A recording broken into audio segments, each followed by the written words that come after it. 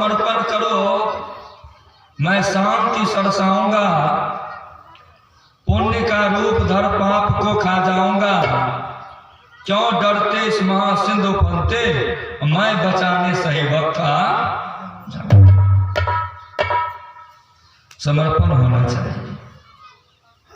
जो समर्पित हो जाते हैं उनकी परमात्मा हमेशा रक्षा करते हैं।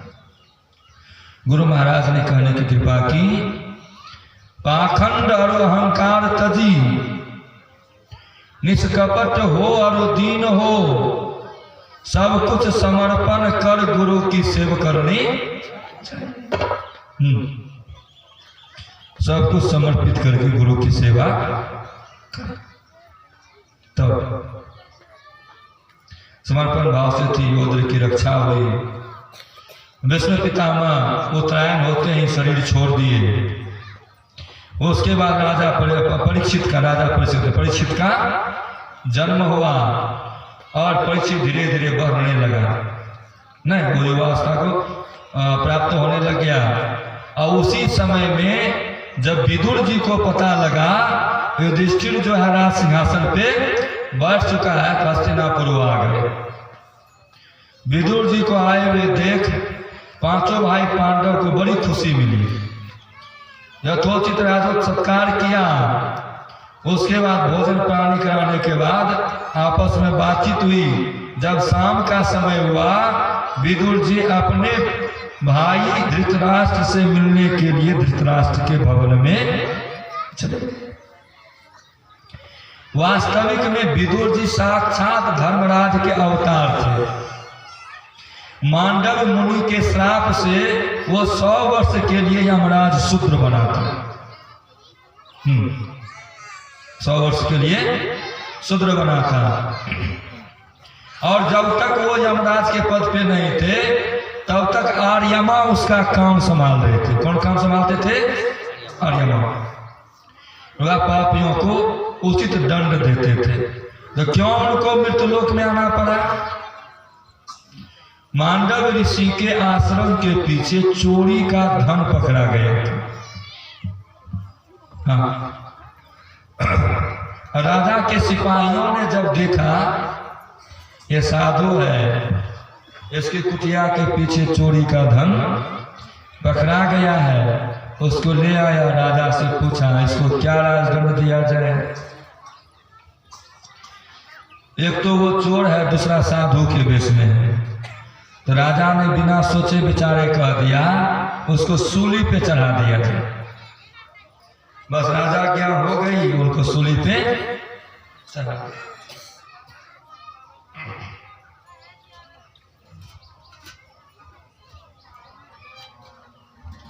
और जब उसको सूली पे चढ़ा दिया, सूली कुछ देर तक छेद किया, उसके बाद सूली छेद नहीं पाया। सिपाही सबको डर हो गया। राजा भी दौड़ते हुए आए, देखे मांडव मुनि है, नतमस्तक प्रणाम किए, गलती की क्षमा याचना करने लग गए। तो राजा कहते हैं आपसे कोई गलती नहीं हुई है, मुझे ये सूली पे क्यों चढ़ना पड़ा, इसके लिए मैं यमराज को बुलाता हूँ। किस पाप के विपाक से मुझे सूली पर चढ़ना पड़ा। यमराज का आवाहन किया, यमराज आए। यमराज से पूछा गया आप मुझे सूली पर क्यों चढ़े? यमराज ने कहा आप बचपन में टिड्डी के पूंछ में बबूल का कांटा खोस करके हल जोतते थे, उसी के पाप के कारण आपको सूली पे चढ़ाया गया। मांडव मुनि कहते हैं उस समय तो हम बच्चा थे या बोध बालक थे, हमको क्या पता, आपको दंड देने के लिए आता नहीं है, अब मनुष्य जन्म के विषय में पता भी नहीं है। इसीलिए मैं आपको श्राप देता हूँ, आप 100 वर्ष तक शूद्र योनि में मनुष्य के रूप में संसार में विचरण करेंगे। वही मांडव मुनि के श्राप के कारण यमराज विदुर के रूप में अवतरित हुए। जब धृतराष्ट्र के भवन में गए, धृतराष्ट्र को बड़ा जला कटा बात कहा। क्यों आपको लाज नहीं लगता है रहने में? पुत्र पास में से बंध गए थे, ये पांचों भाई को जंगल भेज दिए। आपका ही भतीजा था, आपके भाई का ही पत्नी था, कितना दुख भोगना पड़ा। महाभारत का युद्ध चाहते तो आप रोक भी सकते थे, लेकिन आप रोक भी नहीं पाए। आपके 100 पुत्र मारे चले गए, और फिर भी जिसके लिए सराहित तो सोचते थे और उसी के दिए हुए अन्न को आप ग्रहण करते, लाज नहीं लगता है? बड़ा मार्मिक बात है। अंतिम में धृतराष्ट्र कहते हैं, मैं जन्मांधु भाई, मैं क्या कर सकता हूँ? मैं क्या कर सकता हूँ? मेरा कोई बस भी नहीं चलता। गांधारी को नेत्र है, लेकिन वो भी पट्टी बांध के रखी है। कहा आप राज परिवार को छोड़ना चाहते हैं, भगवान का भजन करना चाहते हैं? कहता हाँ, आज रात में ही कुछ कर दीजिए। विदुर जी अपने भाई धृतराष्ट्र और गांधारी दोनों को लेकर के रातों रात जो है हस्तिनापुर से निकल गए। लेके गए हिमालय के दक्षिण भाग में, जहाँ सप्तऋषि लोग प्रसन्नता के लिए गंगा जी ने, सप्तऋषि की प्रसन्नता के लिए गंगा जी ने 7 धाराओं में विभक्त हो गई थी। वो कौन सा क्षेत्र? हरिद्वार। क्या है? हरिद्वार। हरिद्वार में 7 धारा में गंगा विभक्त है। कहाँ पे? भगीरथी नगर में। आप जाकर के देख सकते हैं। वहां गए, वहीं ले जाकर के ऋषियों के आश्रम में रख दिया। उसके बाद वो चले गए। इधर जब देखा कि ताऊ जी नहीं है, पिताजी, बड़े पिताजी, बड़ी माँ, युधिष्ठिर को बड़ा शौक हुआ। तब आकर के ज्ञान दिया। वो सब वहाँ तपस्या करने के लिए चले गए। इधर भगवान श्री कृष्ण भी द्वारिका चले गए थे, अर्जुन को साथ में लेकर के।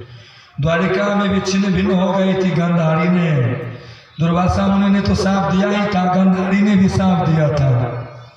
जैसे मेरे कुल में एक बचा है, उसी तरह से तुम्हारे कुल में भी एक गो बचेगा। और दूसरे जगह का बांस आकर के मेरे बांस को खत्म कर दिया, तुम्हारा भी बांस बचने वाला नहीं। हाँ, उधर भी छिन्न भिन्न हो गया था। भगवान कृष्ण स्वधाम चले गए थे। अर्जुन गोपियों को और ब्रज को लेकर के आ रहे थे। रास्ता में भीलों ने लूट लिया। हस्तिनापुर जब आए, बड़े उदास मन से थे। महाराज युधिष्ठिर ने पूछा, आप उदास क्यों हो? उदासी का कारण क्या है?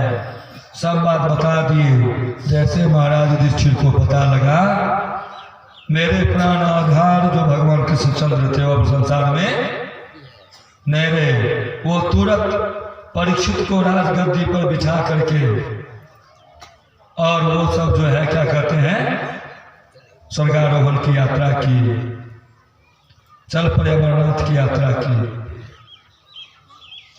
इधर राजा परीक्षित हस्तिनापुर के राज सिंहासन पर बैठ करके साम दाम दंड और भेद चारों प्रकार की नीति से निपुण होकर के प्राण की समान प्रजा का पालन करते हुए राजपाट करने लगे। बड़े क्या कहते हैं, चक्रवर्ती सम्राट हुए।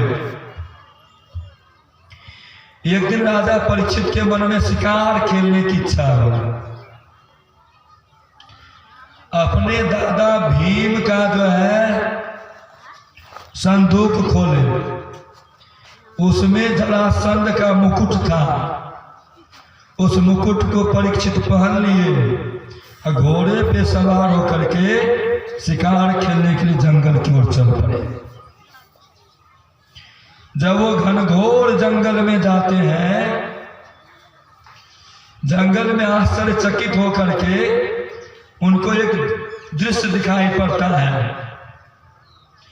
एक शूद्र वेशधारी, एक राजा वेशधारी शूद्र हाथ में डंडा लिए गाय और बैल की जोड़ी को बड़ी निर्दयता से पीटते जा रहा है, जैसे उसका कोई स्वामी ही नहीं है। और बहुत तरह से राजा परीक्षित ने उसे डराया, धमकाया, फिर भी वो नहीं माना। तब कहता है, सुनो, हमारे दादा अर्जुन के साथ भगवान श्री कृष्ण परम धाम जाने के बाद तुमने निरपराध की जो है तुम निर्दयता पूर्वक उसको मार रहे हो, ये तुम अच्छा नहीं करते हो। मैं कहता हूं जल्दी से तुम उसको छोड़ दो, नहीं तो मैं तुम्हारा भी वध कर दूंगा। ऐसे कहते हुए जैसे उन्होंने अपनी तलवार खींची, वैसे शूद्र आकर के राजा परीक्षित के चरण में गिर गया। वो कलयुग था। वो कहता है, मेरा नाम कलयुग है। मेरा नाम क्या है? कलयुग है। भगवान के स्वधाम गमन के बाद ही मेरा आगमन हो गया था, लेकिन आपके डर से आपके राज्य में प्रवेश नहीं कर पाया। जहां भी देखते हैं आप धनुष बाण लेकर के खड़े हैं। मैं आपकी ही प्रजा हूं, प्रजा संतान के समान होता है। आपके चरण पे मैंने अपना सिर रख दिया है। आप बड़े यशस्वी हैं, दीन बत्सल है, शरणागत रक्षक है, इसीलिए आप मेरे ऊपर कृपा कीजिए। आप मेरा वध मत कीजिए। आप मुझे कोई वैसा स्थान बता दीजिए मैं उस स्थान पे रह सकूं। कलयुग की प्रार्थना स्वीकार करके राजा परीक्षित ने उसे 4 स्थान दिए। कितना जगह दिया? 4 जगह दिया। कहा जहां जुआ खेलता हो वहां रहो, जहां दारू शराब पीता हो वहां रहो, जहां वेश्यावृत्ति होती हो वहां रहो, जहां जो है कसाई का दुकान हो, काटा पीटा जीव की हत्या की जाती हो, हिंसा की जाती हो, वहां रहो। इन 4 स्थान में क्रम से झूठ, अहंकार, मोह और निर्दयता का निवास होता है। जहां जुआ है वहां झूठ है, जहां जुआ है वहां झूठ है, जहां शराब है वहां अहंकार है। देखते हैं शराब पीने के बाद नीतीशों का बाप बन जाता है, नहीं बनता है। जहां वेश्यावृत्ति होती है वहां आसक्ति है।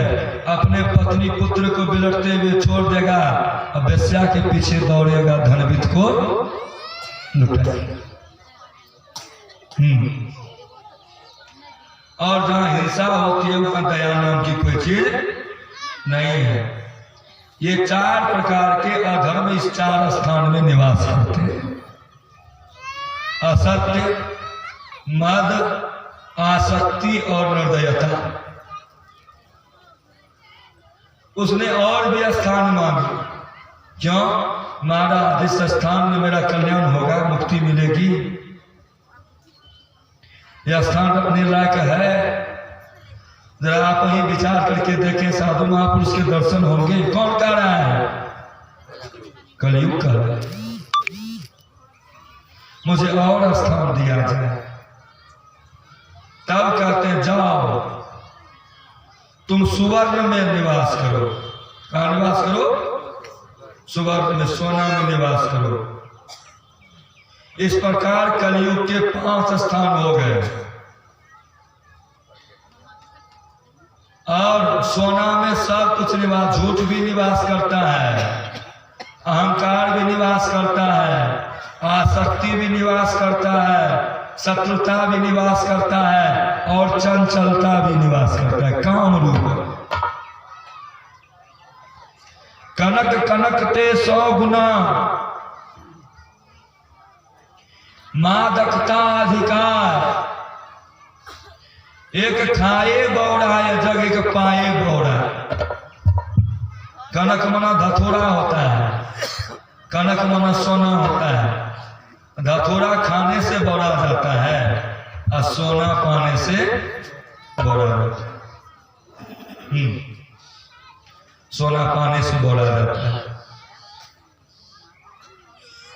सोना का स्थान दिया ना, वैसे तुरंत अपना सूक्ष्म वेश बनाया और राजा के मुकुट में जाकर के निवास कर गया। और जैसे राजा के मुकुट में कली निवास किया, वैसे राजा को बड़ी जोर की प्यास लगी। हाँ, भूख भी लगी और प्यास भी लगी। उसे कहीं जलाशय नहीं मिला। तब वो परीक्षित राजा जो थे, पास के एक ऋषि के आश्रम में घुस गए। उन्होंने देखा वहां जो है आंख बंद करके शांत भाव से एक मुनि आसन पे बैठे हुए ध्यान कर रहे थे। इंद्रिय मन प्राण बुद्धि निरुद्ध हो जाने से वे संसार से ऊपर उठ गए थे। उनके पास जाकर के उन्होंने भोजन पानी की मांग की, जिज्ञासा की, लेकिन समाधि में थे, सुनते तब ना, सुने नहीं। अब बस राजा को बड़ा खराब लगा। अपमानित सम्मान कर क्रोध के बस में आकर के वो राजा लौटते समय एक मरा हुआ सांप दिखाई पड़ा और सांप को धनुष के नोक से उठा करके जा करके समीक मुनि के गले में और फिर वो अपने राजधानी लौट आए। समीक मुनि का पुत्र बड़ा तेजस्वी था। वह दूसरे ऋषि कुमार के साथ पास ही खेल रहा था।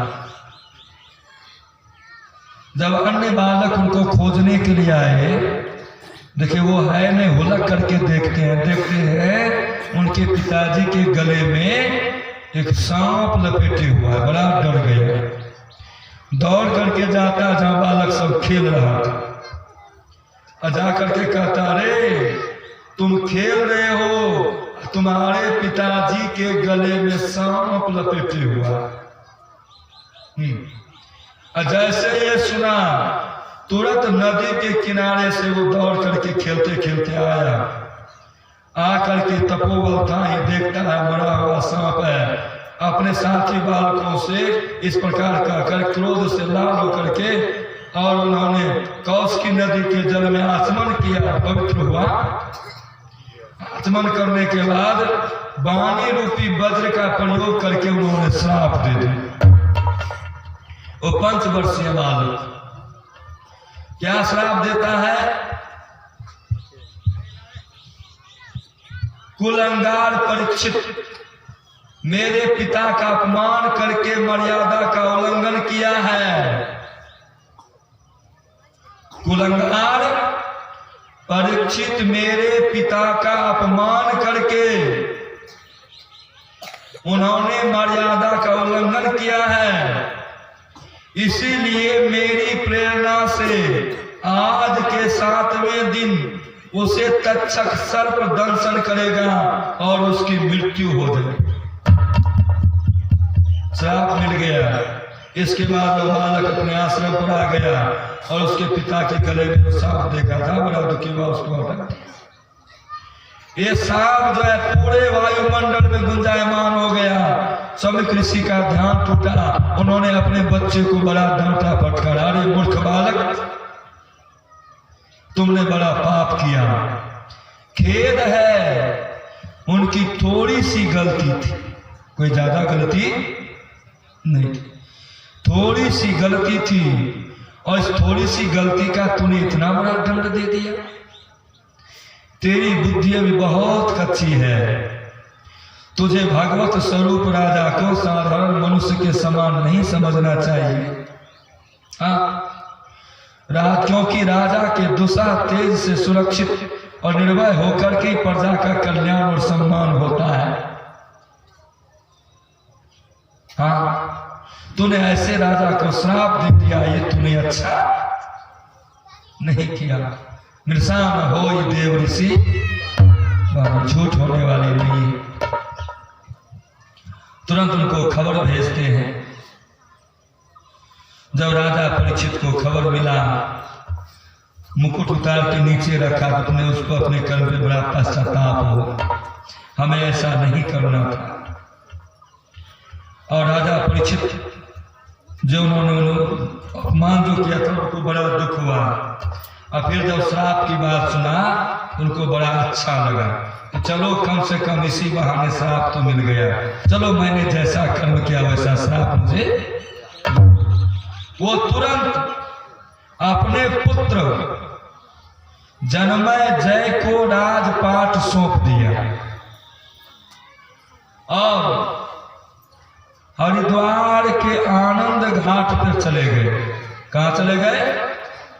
हरिद्वार के आनंद घाट पर अनशन व्रत धारण किया। वहां जाकर के चुपचाप बैठ गया गंगा तट के किनारे। वहां 88,000 ऋषि मुनि आए, राजा महाराजा लोग आए, सबों ने उनके विरक्ति को देखा, आश्चर्य किया। उसी के बीच में एक बहुत सुंदर सा सिंहासन बना हुआ था। सब आकर के जब एकत्रित हुए और उसी समय राजा परीक्षित अपने आसन से उठ करके सबको फिर प्रणाम किया, सबको प्रणाम किया। और प्रणाम करके वो बैठ गए। बैठने के बाद प्रार्थना की। प्रार्थना करने के बाद उनसे प्रश्न किया। किनसे? उस 88,000 ऋषि मुनियों से प्रश्न किया।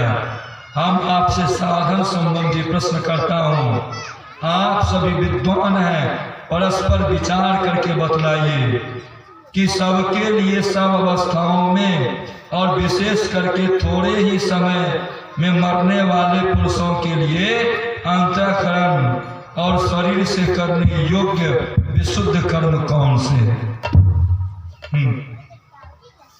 हे विप्रवर, आप लोगों पर पूर्ण विश्वास करके मैं अपने कर्तव्य कर्म के संबंध में प्रश्न करता हूँ। पूरे संसार में मनुष्य रूप में मनुष्य रूप में धारण किए मनुष्य के लिए कौन सा कर्म है? और जो कुछ देर के लिए मनुष्य रूप में फिर उसका चोला छूट जाएगा, उसके लिए कौन सा कर्म है? अंतःकरण की शुद्धि के लिए वो कर्म का विवेचन कीजिए। प्रश्न किए ही थे, बस उसी समय जो है पृथ्वी पर स्वच्छंद विचरण करते हुए किसी का कोई अपेक्षा न रखने वाले व्यास नंदन भगवान श्री सुखदेव जी महाराज वहां प्रकट हो गए। सच्चिदानंद भगवान की जय। 16 वर्षीय थे, बहुत सुंदर स्वरूप था उनका। वो व्यास गद्दी पे जाकर के अवस्थित हो गए। राजा परीक्षित ने अतिथि रूप में पधारे हुए श्री सुखदेव जी को सिर झुकाकर प्रणाम किया, उनकी पूजा की।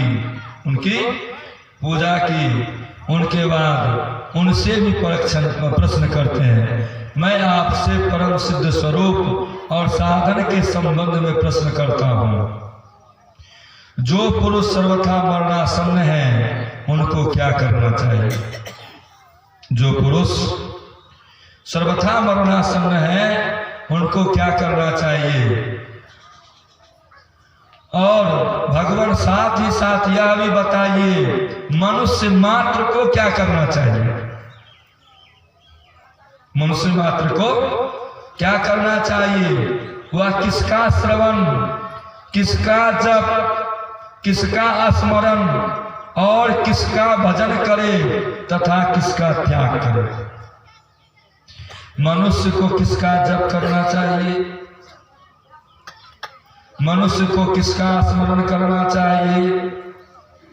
मनुष्य को किसका श्रवण करना चाहिए? मनुष्य को किसका भजन करना चाहिए? और मनुष्य को किसका त्याग करना चाहिए? ये प्रश्न श्री सुखदेव जी महाराज से राजा परीक्षित ने आनंद घाट गंगा नदी के तट पर। हे भगवत स्वरूप मुनिवर, आपका दर्शन अत्यंत दुर्लभ है, क्योंकि जितनी देर एक गाय दूही जाती है गृहस्थों के घर पर आप उतनी ही देर ठहरते हैं। कृपा करके मेरे इस प्रश्न का समाधान दे और मुझे 7 ही दिन का मेरे पास समय है और हे गुरुदेव मुझे मुक्ति प्रदान, क्योंकि मैं आपके चरण शरण में हूँ।